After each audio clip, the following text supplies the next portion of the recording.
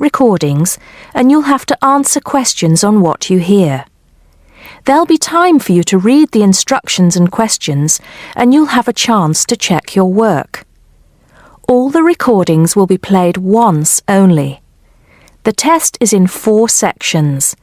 At the end of the test, you'll be given 10 minutes to transfer your answers to an answer sheet.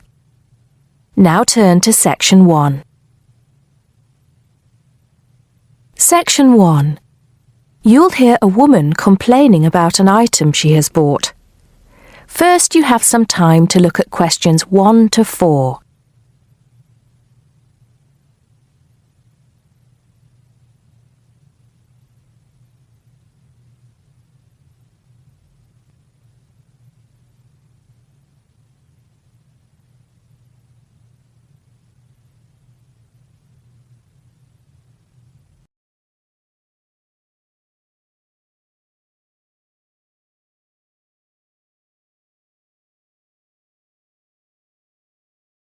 Now we shall begin. You should answer the questions as you listen because you will not hear the recording a second time. Listen carefully and answer questions 1 to 4. Smart Electricals, Mike speaking. How may I help you today? Good morning. I'm calling to complain about an item I recently purchased from your company. I'm not happy with it. Oh, I'm really sorry to hear that. I'll take you through the company's complaints procedure. I'll need to retrieve your files from our records so that we can discuss the problem properly and find a solution. I'll need to take some details from you first. Is that okay? Okay, but I don't have a lot of time. Will it take long? Not long, madam. Can I first take your name? Yes, it's Susan Yorke. Y-O-R-K-E. Okay. Can I have the address, please? Yes, it's Flat 1, 25 Alpine Avenue. That's A-L-P-I-N-E Avenue, Harchester. The postcode is HA6 5LD. Okay. Next. Could you give me your telephone number? Preferably one that we can call you on during normal working hours. Well, the home one is 01734 525 268. But you're only likely to catch me on that number in the evenings. I usually have my mobile phone with me during the day, though. It's probably best to take that number then. All right. My mobile number is 0781 233 452. And do you have the order reference number on you, by any chance? Well, I have the receipt that the camera came with in front of me. Ah, good. Which number is it? It's a bit confusing. It should be the 7-digit number on the top left corner of your invoice. Let me have a look. I need my glasses. Found it. It's DMX8443. Thanks. Now, when did you purchase the item? Well, the camera was delivered last Monday, on the 1st of February. I ordered it online about 2 weeks before that, but I can't remember the exact date. If you have another look on the invoice receipt, the date should be there. Oh, yes. Here it is. January the 15th. Okay, I'll make a note of that. So, the item is a digital camera? Yes, it's the Aqua PowerShot model in silver. Thank you. Did you take out any kind of insurance when you bought it? Well, no, it was on special offer. I didn't need to pay any extra for the insurance because it came with a special 4-star policy. Well, it means you're fully covered for at least another 3 years. Before you hear the rest of the conversation, you have some time to look at questions 5 to 10.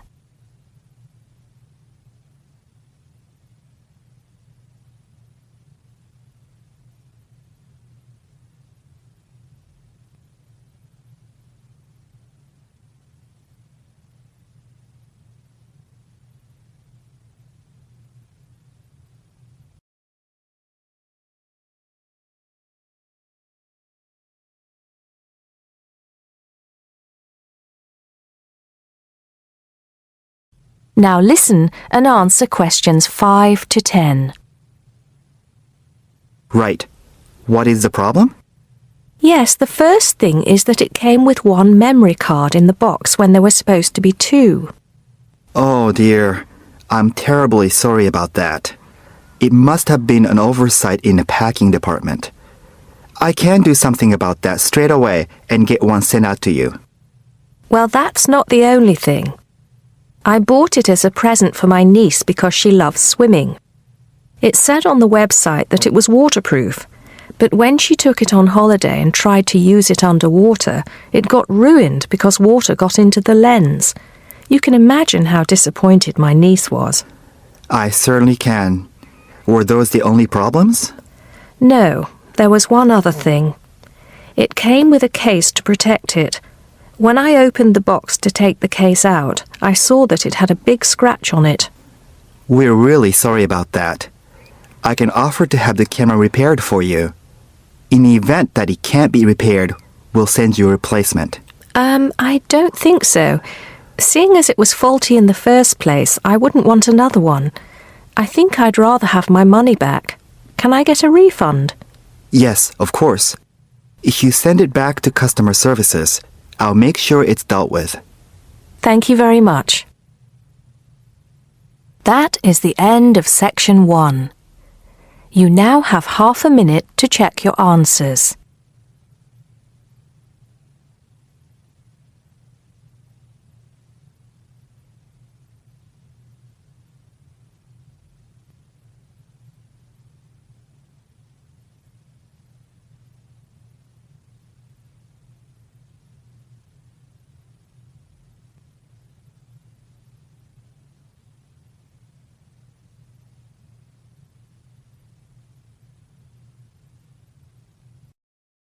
Now turn to Section 2.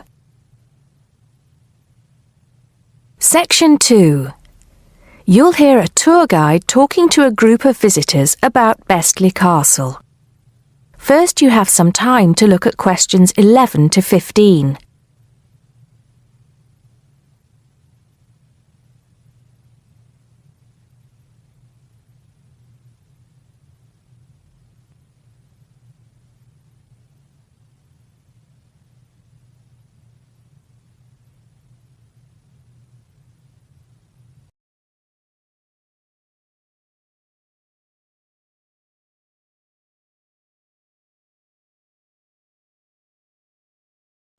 Now listen carefully and answer questions 11 to 15.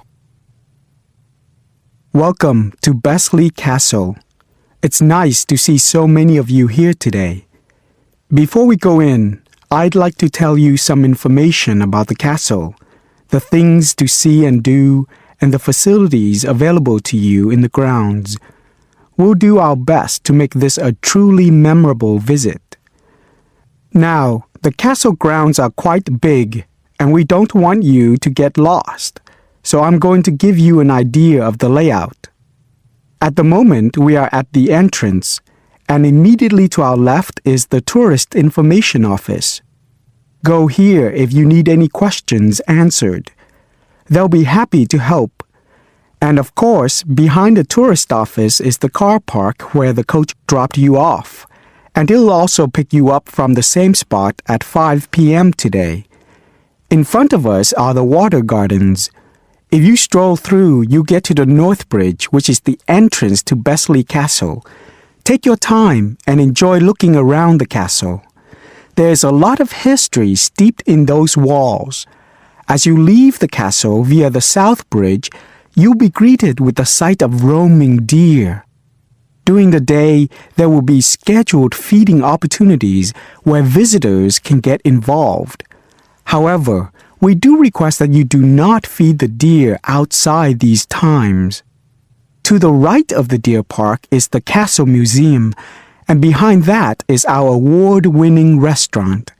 It's a relatively new addition to the castle grounds, but is fast gaining a reputation for its food. Alternatively, you can choose to dine in the picnic area on the other side of the deer park. It's perfect for the family as it's next to the kids' play area and homemade ice cream hut. We hope that on your way out, you pop into the gift shop by the exit for something to remember us by. Before you hear the rest of the talk, you have some time to look at questions 16 to 20.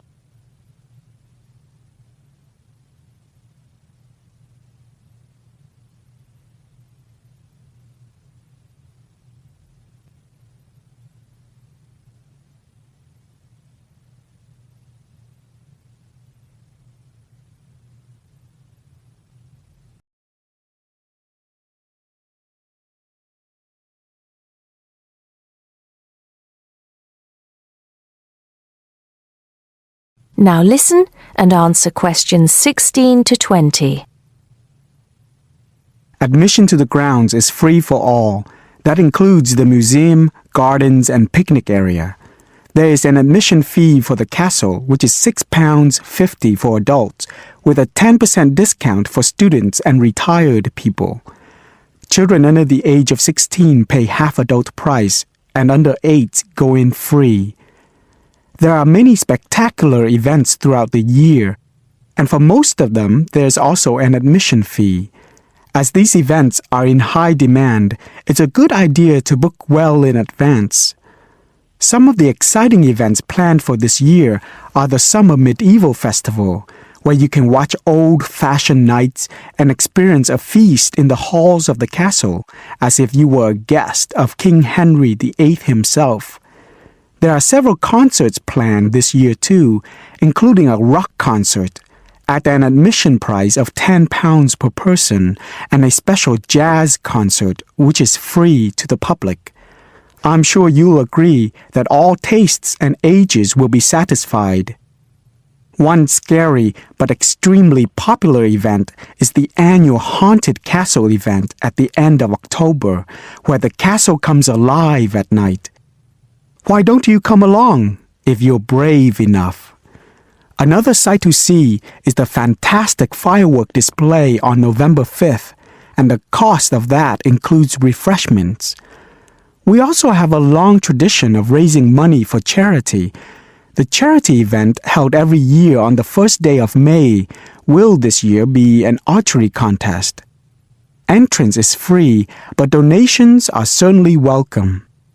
This year, we'll be collecting money on behalf of a charity for elderly people, Age Concern. Just in case you can't remember all of that, you can pick up a leaflet showing the timetable and prices for all events from the Tourist Information Desk. You can also go online to get this information from our website. That is the end of section 2. You now have half a minute to check your answers.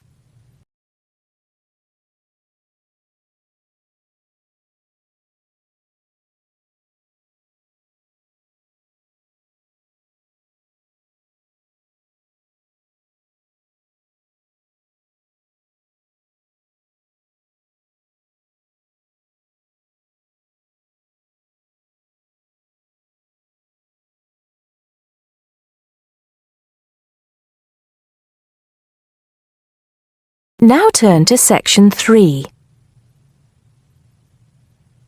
Section 3. You'll hear two students talking about different aspects of their university. First, you have some time to look at questions 21 to 26.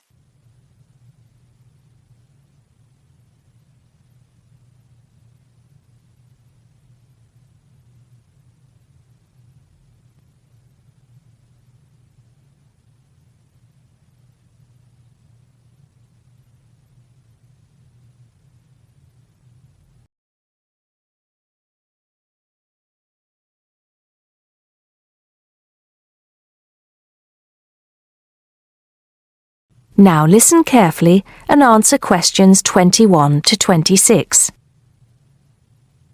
Great party last night. You should have come. But anyway, so what have we got to do here?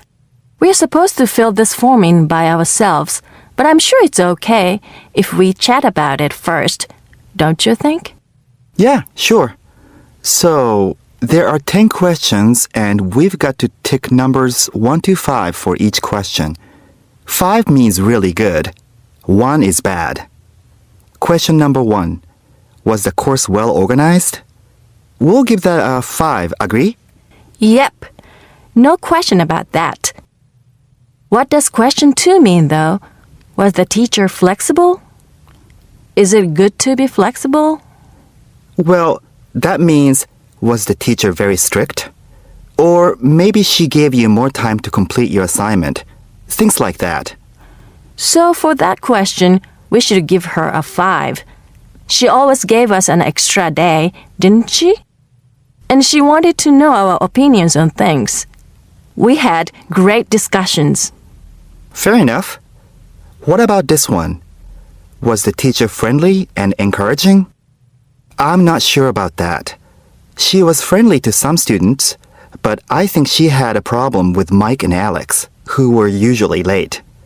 She did get a bit irritated with them sometimes. Yeah, we weren't too happy about them either, though. I know it was a bit early, with classes starting at 8:30, but you choose if you want to sign up to them or not. So that's no excuse, really. Yeah, they could have taken the evening classes if they didn't want to wake up early in the morning. Now, what about these questions on the course books? Look, the business studies book was interesting, but I thought the human behavior one was boring. Really? That's the one I like the most, perhaps because I want to study psychology.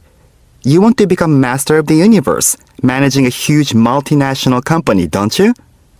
There's nothing wrong with being ambitious, you know? The best laid plans of mice and men. What's that?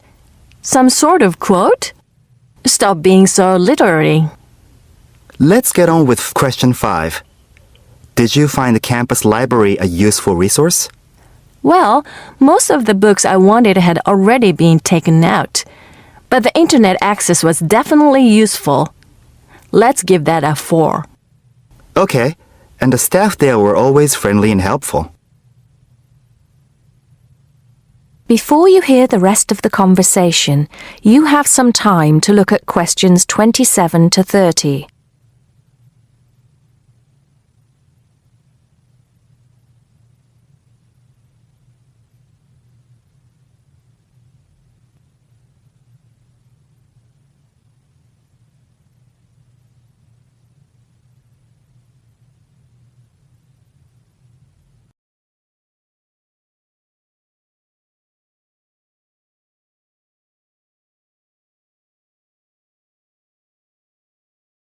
Now listen and answer questions 27 to 30.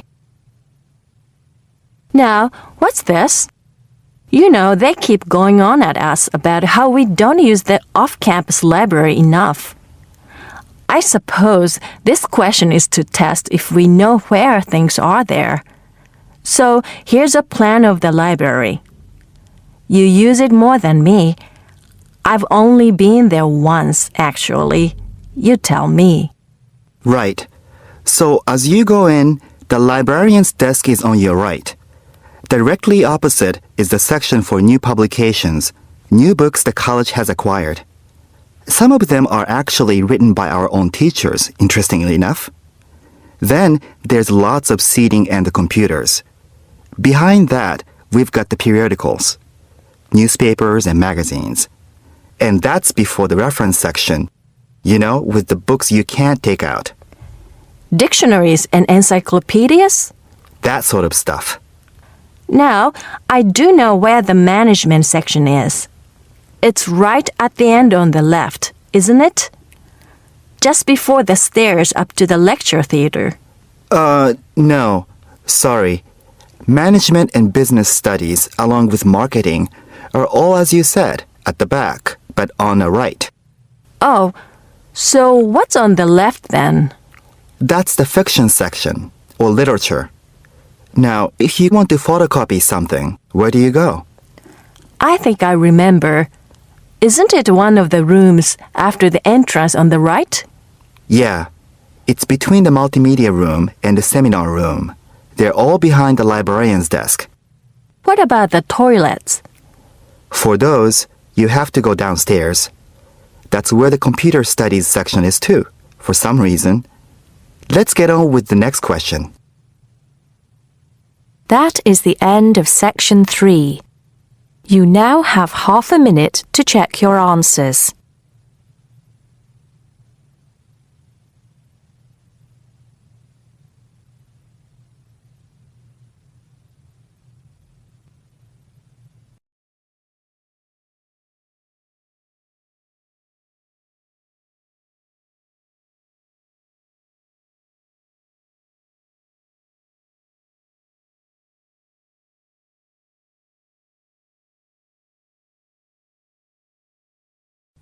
Now turn to section 4. Section 4. You'll hear a lecturer talking to students about sport in Ireland. First, you have some time to look at questions 31 to 33.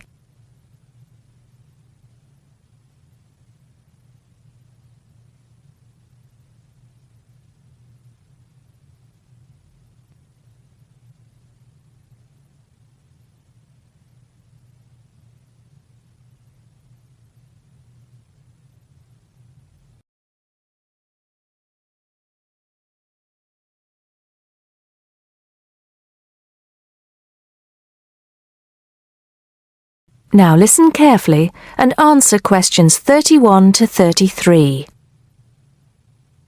Now, today we're going to be finding out about the most popular sports in the Emerald Isle. That's Ireland, of course. Can you guess what they are? Well, there are these two lesser-played games, a form of rounders and Gaelic handball. But we'll start with one which is perhaps over 3,000 years old, arriving in Ireland with the Celts, some claim. That may be a slight exaggeration, but I consider it to be the fastest field game in the world, and it goes by the name of hurling. Well, that's what it's known as in the English-speaking world anyway. So, what do you have to do? You've got 15 players on a team, one of them the goalkeeper.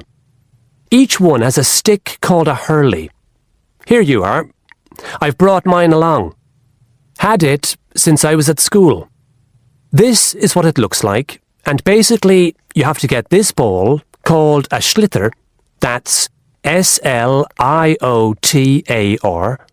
so it's not spelt the way it's pronounced.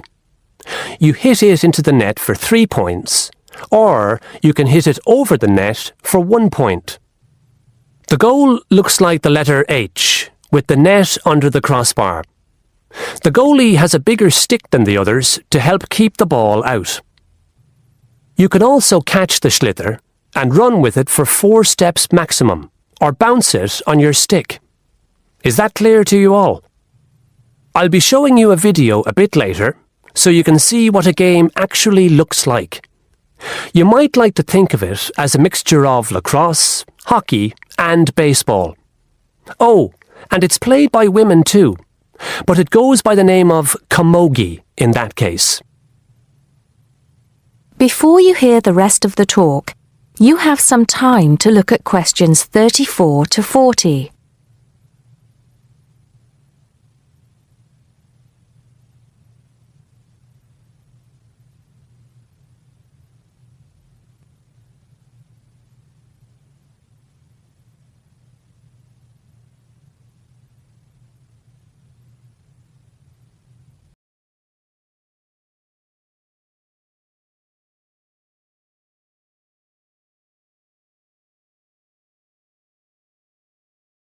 Now listen and answer questions 34 to 40.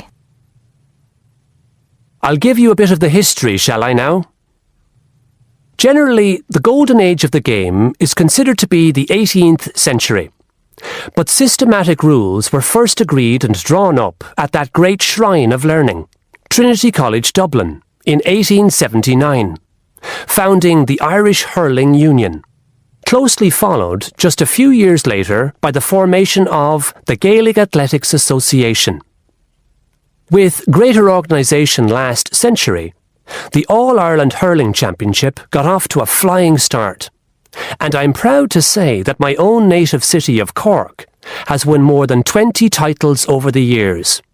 But then, so have Kilkenny and Tipperary. Is it only played in Ireland? No. Well, it is the only country with a national team at the moment. But you may be surprised to discover there are hurling clubs in London, as well as in America and Argentina, to name just a few. The other game I'd like to take a little time to introduce you to is Gaelic football, which is played on the same pitch as hurling with the same number of players. But there's no net.